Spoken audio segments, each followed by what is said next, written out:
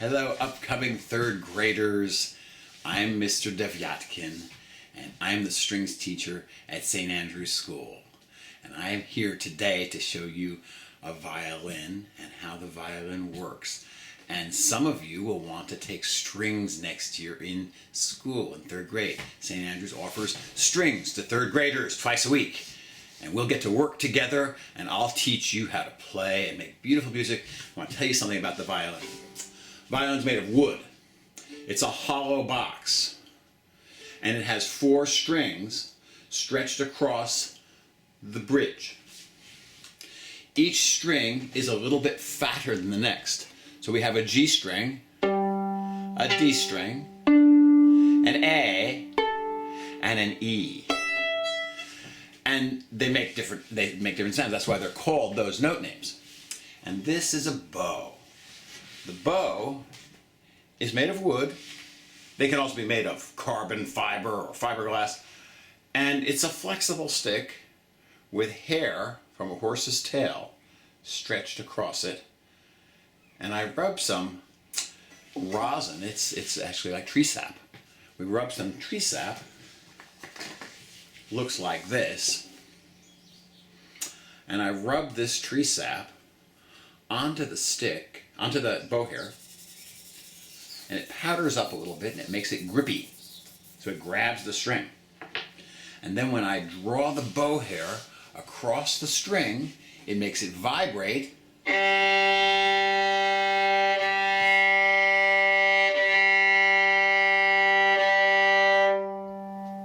And this string sounds like.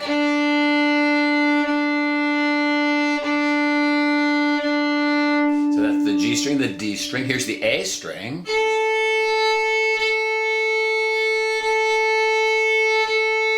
And here's the E string. But of course I can play more than just 4 notes. And so what I do is I push my finger down on the string when I play it. And then instead of the string vibrating between the bridge and here, it vibrates between where I put my finger down and the bridge, so it changes the note. I can do it on each string.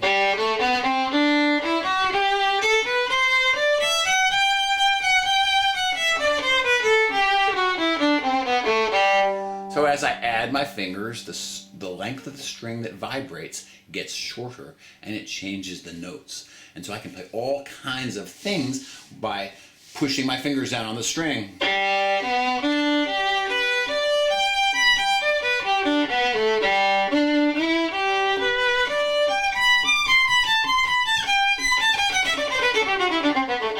I can also put the bow on more than one string at a time. And that plays what we call chords. Kind of like, have you seen a pianist and they push down more than one note at the same time, and so it makes a chord, and its chord sounds like this. I can go fast between the notes like this. I can do it slowly. So I can play nice smooth tones with the bow and make it kind of cry like this.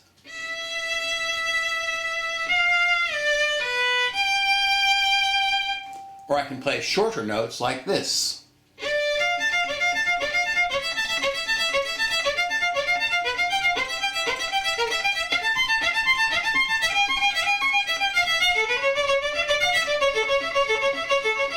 Now I can play loud tones like this. Or I can play gently like this.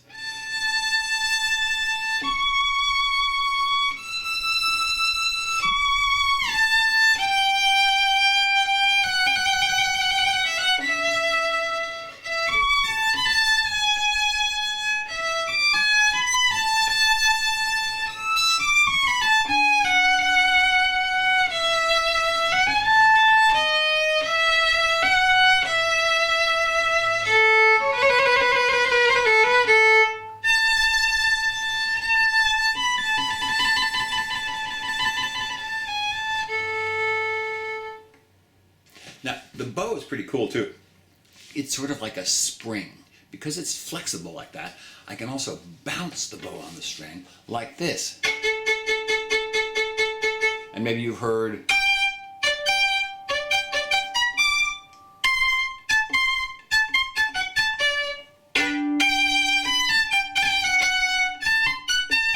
so I sometimes bounce the bow off the string, sometimes I keep it on the string. It depends on what tone of voice I want to play in. So I can make the violin play a sad song, so it almost sounds like the violin is crying.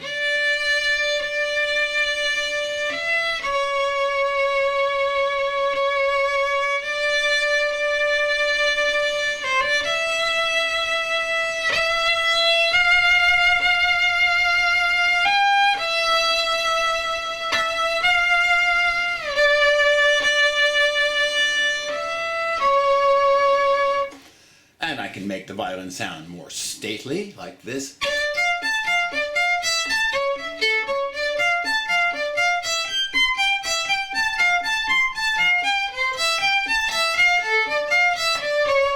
And I can make it chuckle, like this.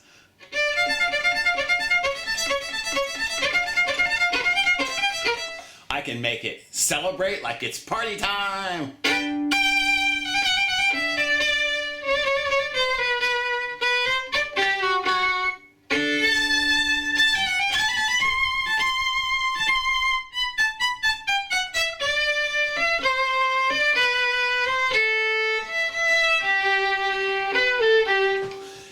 Now there's some great composers that wrote music for the violin. In fact, most great composers wrote music for the violin.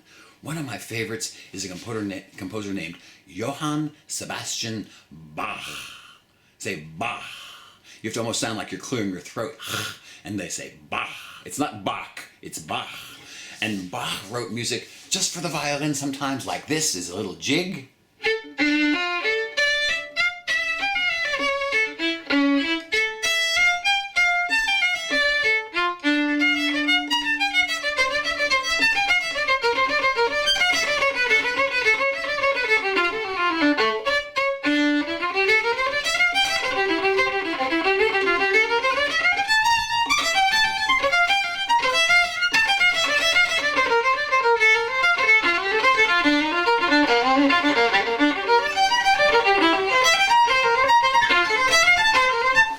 Bach also could write slow music for the violin that would cry like this.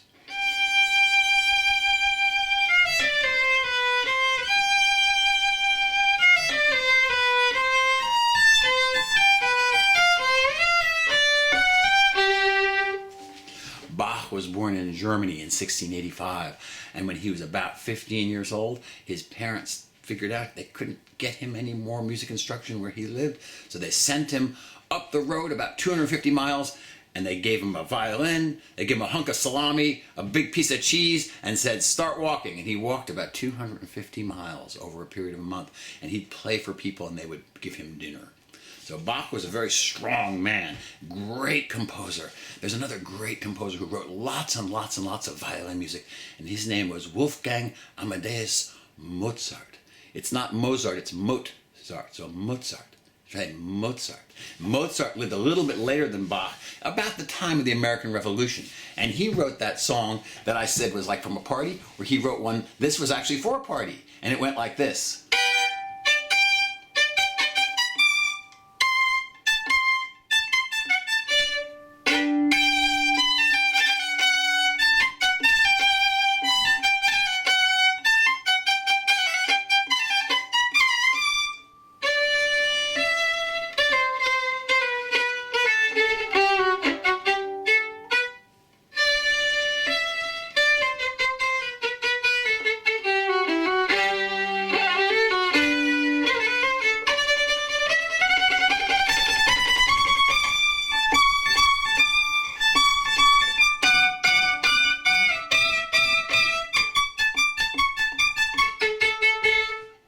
Mozart was a great composer. He didn't live a very long life, but in his 36 years, he wrote beautiful operas and string quartets and concertos and piano music. He was a great composer. We get to play all this music on this instrument. It's just a hollow wooden box and a stick with hair attached to it. In addition to the violin, we also have the viola. And the viola is much like the violin. I'm getting a viola out right now so you can see it. It looks almost exactly the same as the violin. It's just a little bit bigger. They make these, incidentally, in your size. Whatever size you are, they make them in. And the viola sounds a little deeper. So that it has the A string, but and a D, and a G, but it also has a C string. So it sounds deeper. It sounds like...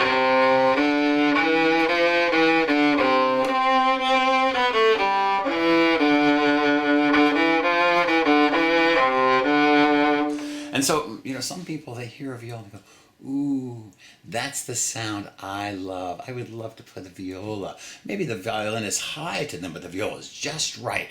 And it has this sound that's...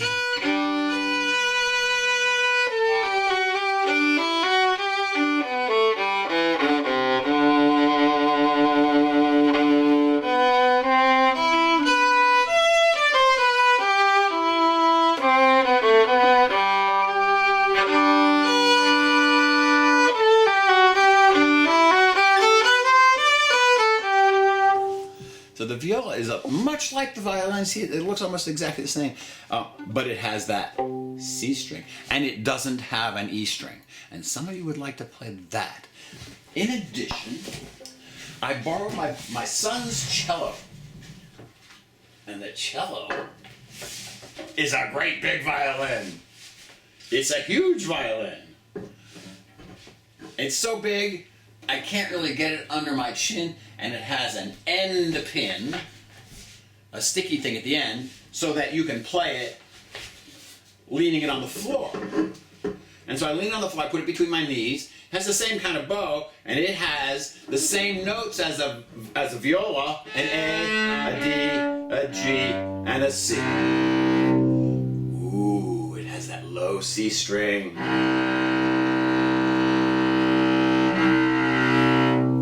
So you can play...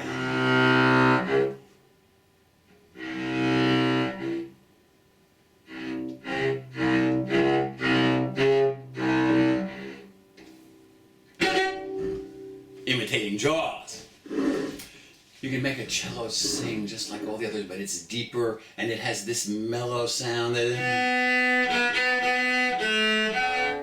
it has the deep sound.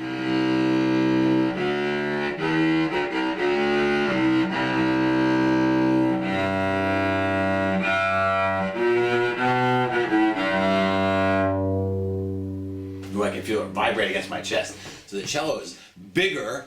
Now here's the good news about all of these instruments for you guys to understand. All of these instruments come in whatever size we need them to be.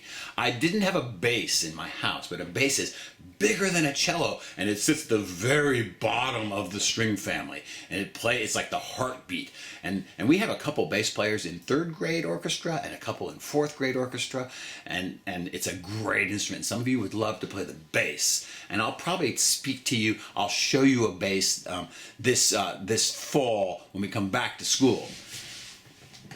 This violin is built for an adult, but they have littler ones built just for your size.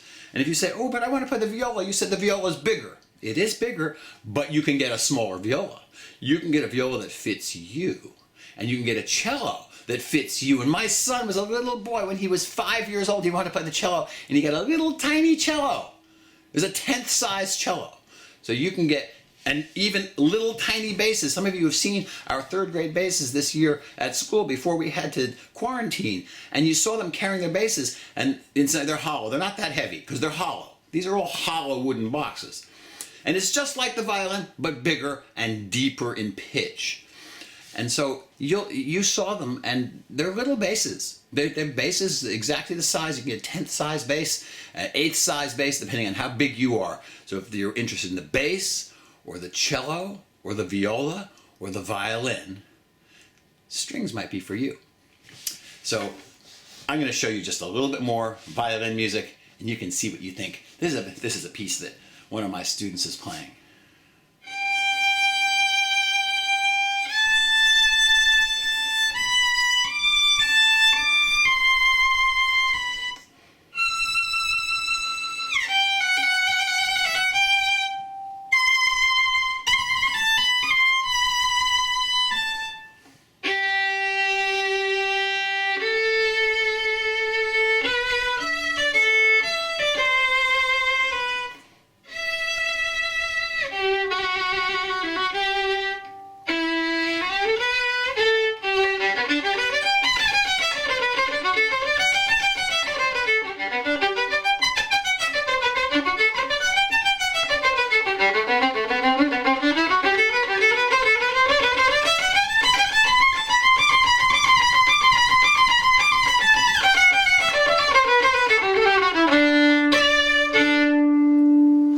I hope you've enjoyed my presentation, and when I see you in the fall, I'll answer lots of questions. Some of you will want to go and play for band, and some of you will want to come and play strings. We don't need all of you to make up your mind one way or the other, but you'll have your choices, okay? So we want to let you know what those choices were, and I look forward to working with some of you in the fall. Thank you.